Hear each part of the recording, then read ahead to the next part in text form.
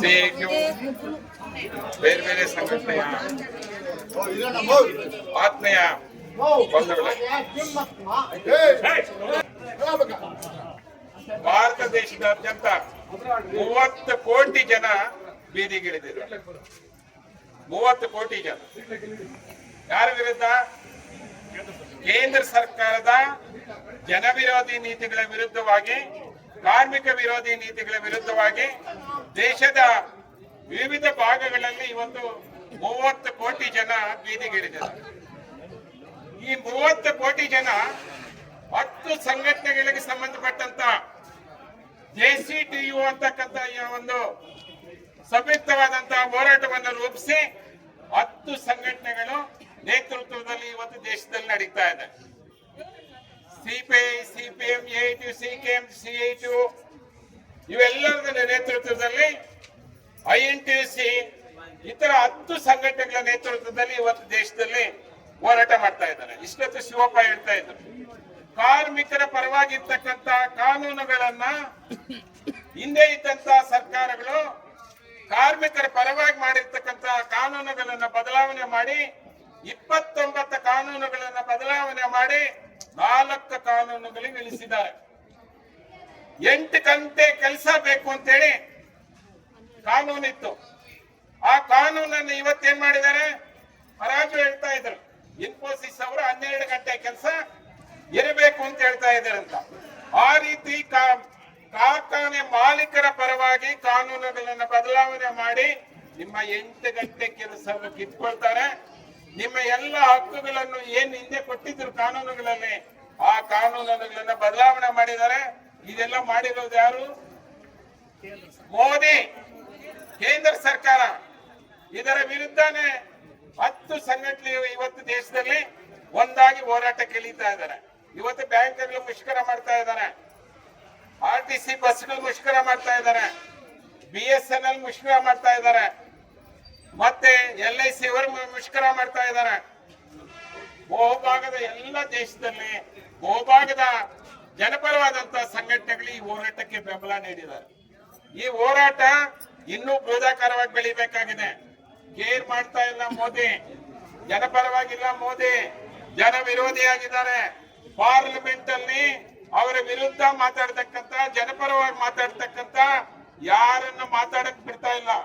Opposition leader ದೇಶದಲ್ಲಿ ಇರ್ತಕ್ಕಂತ ಎಲ್ಲ ಸಂಪತ್ತನ್ನ ಅಮೆರಿಕಾಗೆ ಇವತ್ತು ಒಪ್ಪಂದ ಮಾಡಿ ಅವರ ಪರವಾಗಿ ಕಾನೂನುಗಳನ್ನು ಮಾಡಿ ಅಗ್ರಿಮೆಂಟ್ಗಳು ಮಾಡಿದ್ದಾರೆ.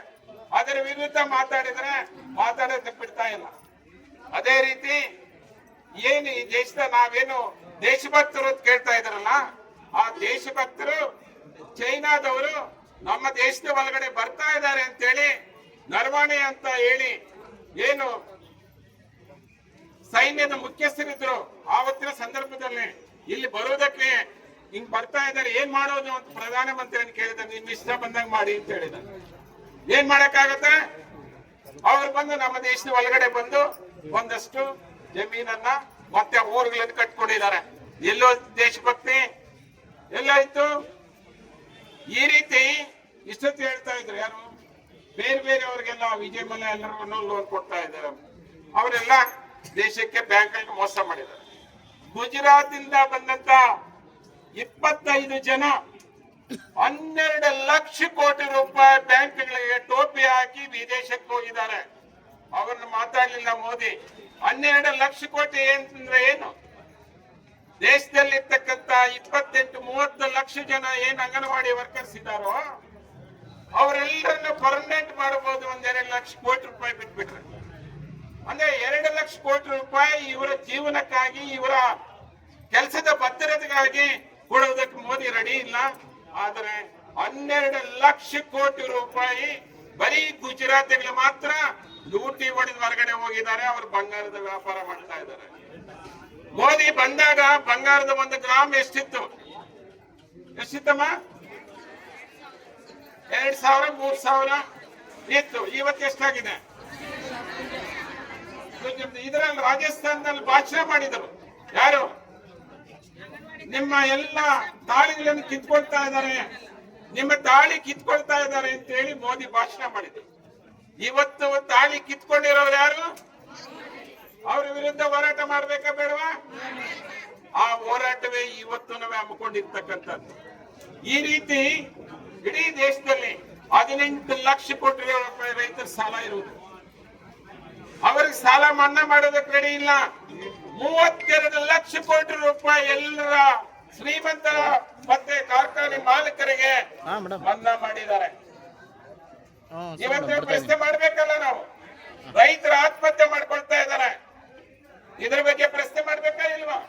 ಆದ್ರಿಂದಾನೆ ರೈತರು ಇವರೆಲ್ಲರೂ ಸೇರಿ ಹೋರಾಟವನ್ನ ಒಟ್ಟಿಗೆ ಮಾಡ್ತಾ ಇದ್ದಾರೆ. ಇವತ್ತು ಈ ಹೋರಾಟದಲ್ಲಿ ಎಲ್ಲರೂ ಭಾಗಿಗಳಿದ್ದಾರೆ. ವಿದ್ಯಾರ್ಥಿಗಳು ಇಷ್ಟೊತ್ತು ಮಾತಾಡಿದ್ರು. ವಿದ್ಯಾರ್ಥಿಗಳ ಕಾನೂನುಗಳನ್ನ ಬದಲಾವಣೆ ಆಗಿತ್ತು. ಯೂನಿವರ್ಸಿಟಿಗಳಲ್ಲಿ ಮಕ್ಕಳು ಅವಮಾನದಿಂದ ಆತ್ಮಹತ್ಯೆ ಮಾಡ್ಕೊಳ್ತಾ ಇದ್ರು.